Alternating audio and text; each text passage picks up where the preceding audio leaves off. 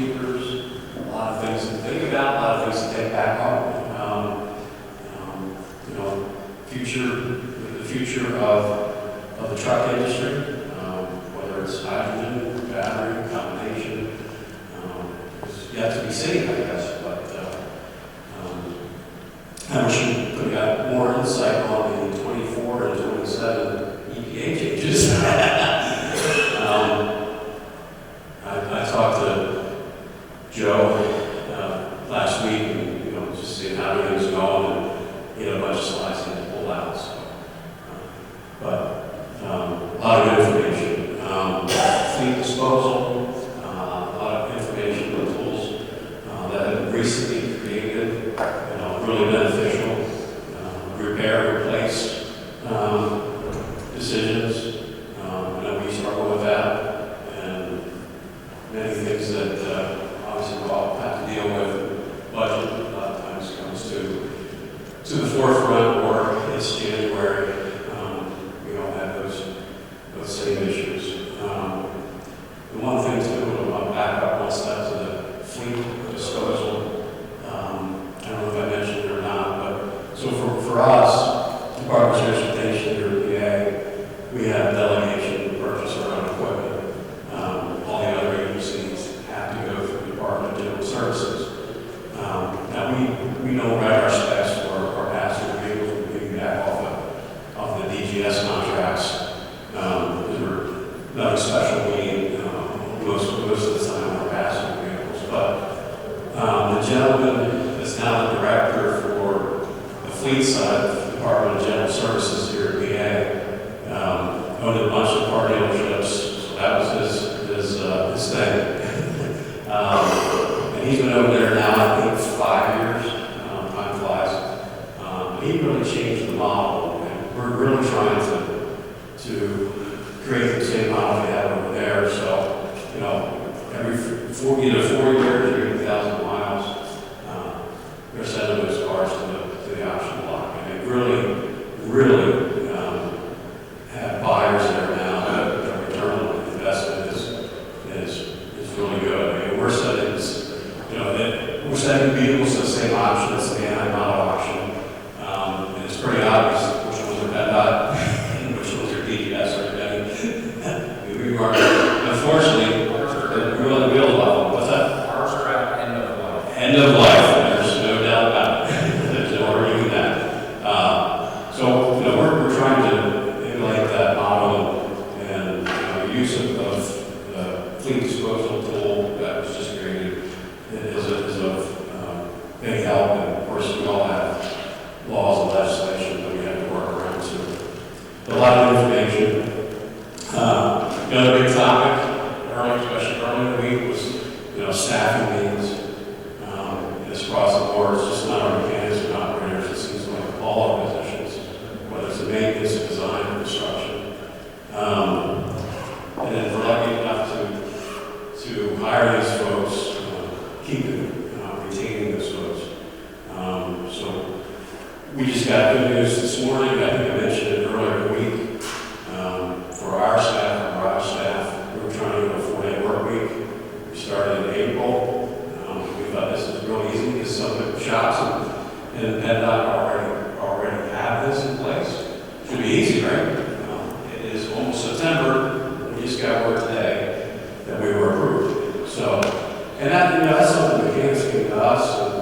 And again, that's that morale thing.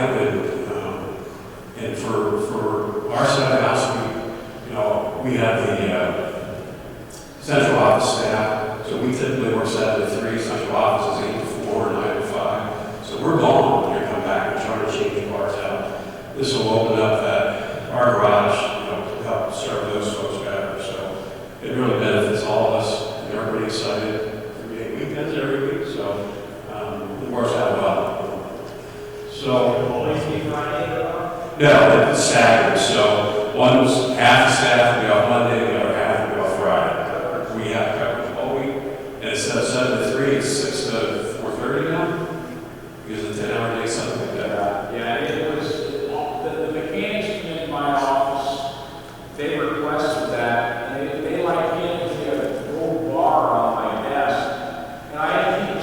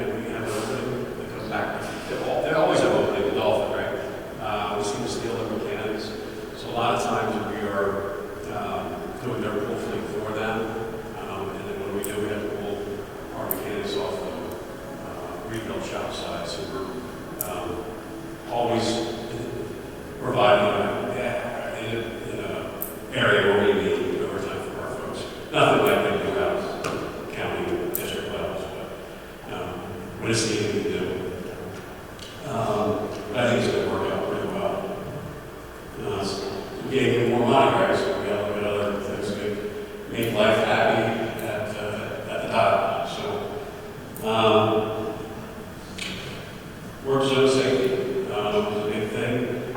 Obviously, it always is. A lot of technology out there. Word process, Pennsylvania. Hopefully, we should be near the end of the RFP process.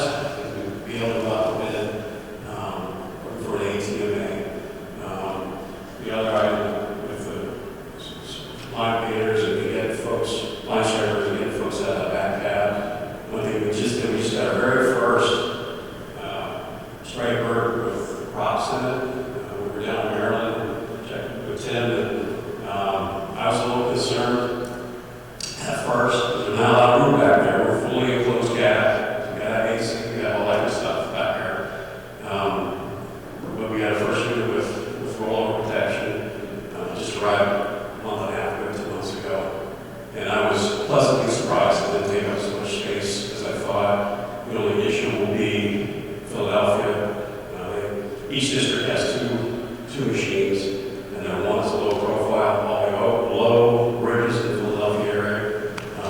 That's already hard to get into. It's going to be kind of a short person. We add rocks, but we're on a 20-year cycle. We just replaced that unit 3 years ago, so it'll be a while till that happens. Maybe they'll all be automated until then. Yes, We'll see. that machine that Usually we have a message board or whatever, or something on the back, and swings up, Mhm. is even higher than the rocks or higher than the cab. Okay, ours is down directly in the back. Yeah. You can just squeeze up the steps and behind it. I got to twist it. That's not that bad.